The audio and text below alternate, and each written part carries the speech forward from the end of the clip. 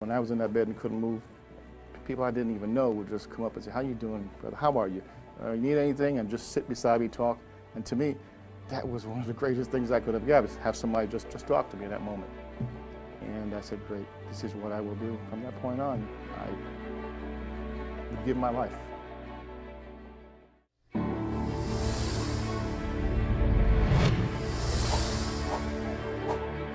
You know, so many veterans have served our country, many of them giving their lives.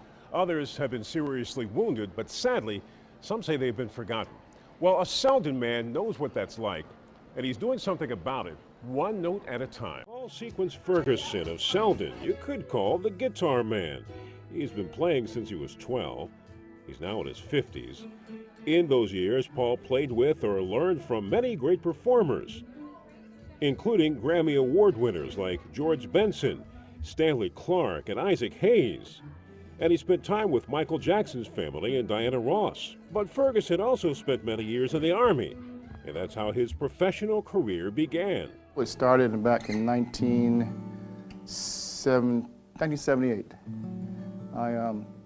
About a year or so after I enlisted in the Army, I formed a band.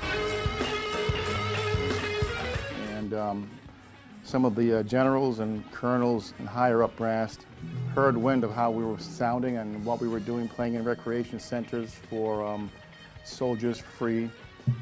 And they asked if we would go on tour around all over USRA, all over Europe, and to the barracks and bases that are way up in the mountains. Sometimes they have no contact with, you would say, regular life, you know, stores and so forth. They're just remote areas. Once I saw that, it made me say, wait a minute, I am really touching somebody's soul. I said, something here is going on, very important. Paul Ferguson left the military in 1990, but his service to veterans has continued in a different way. His appearances at places like Vetro's restaurant in Howard Beach,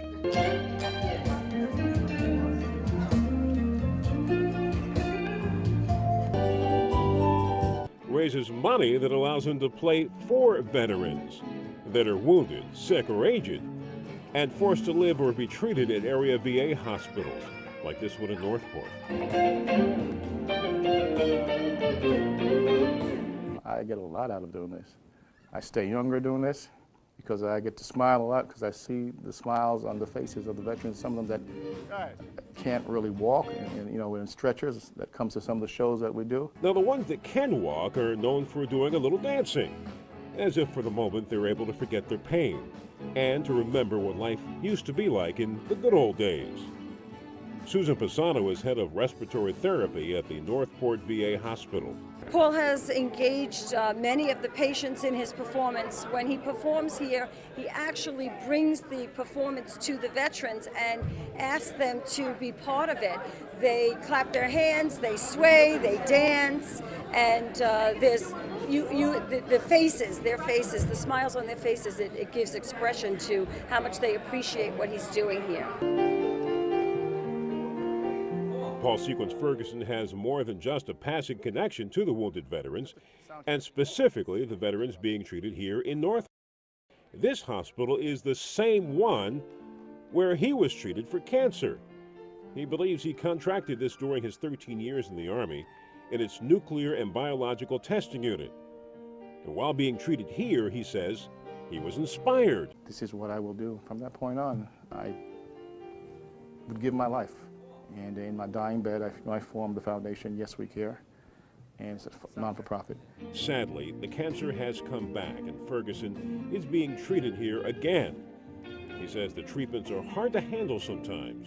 You're helping these other folks, but you're dealing with an illness yourself.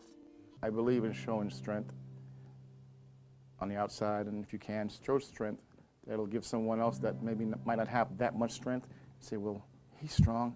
Maybe I can be strong, and that kind of catches on and gives somebody else a little more extra to go ahead and fight or to feel even better. That fighting spirit, compassion, personal connection to the veterans in the audience seems to draw them to Ferguson even more so. Jack Stein is a Vietnam vet from Melville. I'm certainly grateful that he's able to do what he can do, and you know, that one of us, he's still out there sticking together with the guys. And